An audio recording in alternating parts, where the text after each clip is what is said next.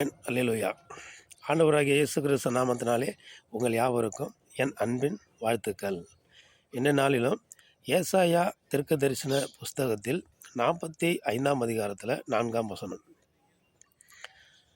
வெண்கல கதவுகளை உடைத்து இருப்பு தாழ்பால்களை முறித்து அந்தகாரத்தில் உள்ள பொக்கிஷங்களையும் ஒளிப்பிடத்தின் மறைவில் உள்ள புதையல்களையும் உங்களுக்கு தருவேன் என்று ஆண்டவர் சொல்லுகிறார்.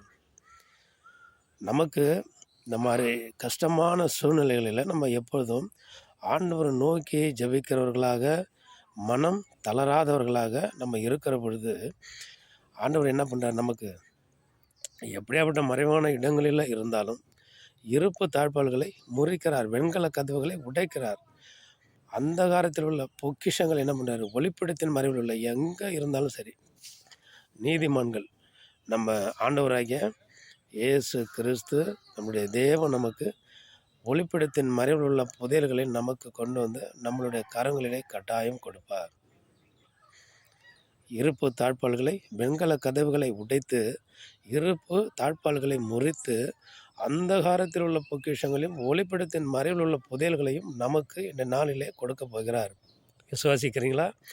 கட்டாயம் உங்களுக்கு இன்றைக்கு கிடைக்கும்னு இந்த வார்த்தை நிமித்தம், ஆண்டவருடைய வசனத்தை நிமித்தம் நீங்கள் நம்பினா இன்றைக்கு உங்களுக்கு கட்டாயம் உங்களுக்கு என்ன பண்ணும், இந்த நன்மை உங்களுடைய கரங்களிலே வந்து சேரும். ஆமென். அல்லேலூயா.